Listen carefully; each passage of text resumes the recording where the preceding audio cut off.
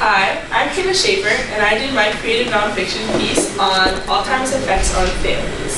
And I chose to do my project on this because Alzheimer's has affected my life and my family's life greatly. So in order for this to be creative nonfiction, you have to have a surface meaning and a deeper meaning.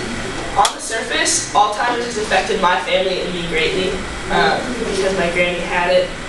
And it kind of taught me that every person handles it differently. But underneath the surface, Alzheimer's affects millions in their families every year, and it's not just something that has impacted my life. So the story, it all started with my granny, and I decided that I'd read you a passage from my paper just to kind of paint a picture of how it all started.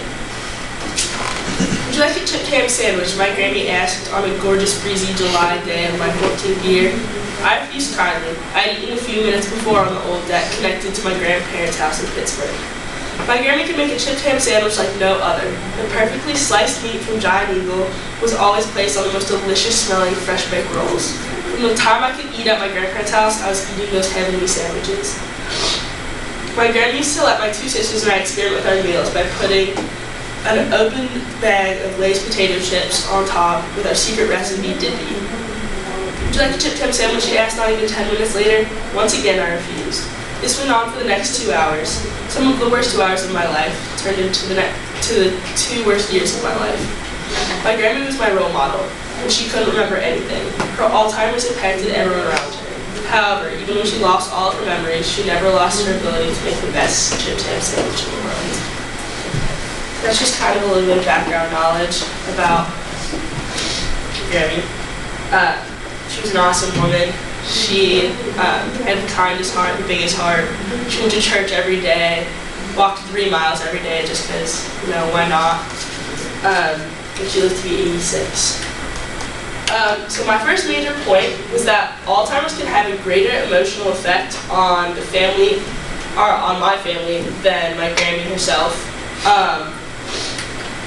And some support for this is ignorance is bliss. And I have a quote from my Aunt Karen, who lived in Pittsburgh at the time, so she kind of oversaw everything that was going on with my Grammy when she was in homes. And my Aunt Karen said, one day she asked about your grandfather a week after he passed. I didn't know what to say, but I told her. About 20 minutes later, she looked across the room, pointed to a man and said, "He's kind of cute, don't you think?" So within 20 minutes, she forgot that her husband had died. But it kind of we had been through so much that past week, and for 5 minutes, she had so much pain, but then it was gone. So she didn't remember much. Another thing was, a couple weeks after we had moved her into a new home, I went with my Aunt Karen to go visit her. And she thought I was my Aunt Karen because I resembled my Aunt Karen when she was younger. And she asked me to sing. And my Aunt Karen is the best singer in the world. I sound like a dying cat. And so I was singing, and my granny looked at me and was like, "You really need to work on that. I don't know what happened from last time." And I was like, "I don't know, Mom. I just acted to be my aunt." And that had a huge effect on my aunt on the way home. She was very upset because she didn't remember. And then my second main point is that having to deal with a family member with Alzheimer's brought my family closer together and taught me a lot about my dad, aunt, and sisters. And so a first point of support for this is that my sisters came to me for help when they didn't know how to act around my Grammy. My sisters and I weren't really close up until that point. They were usually closer with each other because they're both soccer players and stuff like that. But when I interviewed my older sister about this, she said, "I was a wreck from the day we moved her into a home. You stayed calm through it all, and that woman impacted you more than anyone. And I think that's the first time McKenna and I had to look at you for some guidance. I was so proud and awestruck, and I still am." And that kind of was a turning point in my relationship with my sisters. It kind of just brought us all closer together. And then also my dad praising my aunt at my Grammy's funeral. My dad is the strongest man I've ever met in my life, and that was the first time I've ever seen him cry. He was kind of making a speech after we all went to lunch after the funeral. And when I asked him about it, he said, "I always knew your aunt was a saint, just like your Grammy. But 2 years being that close, having to deal with all that, I don't know how she did it, and I owe my life to her.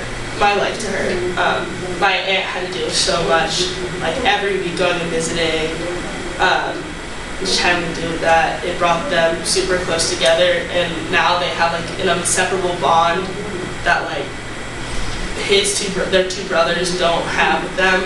So I think that's really cool.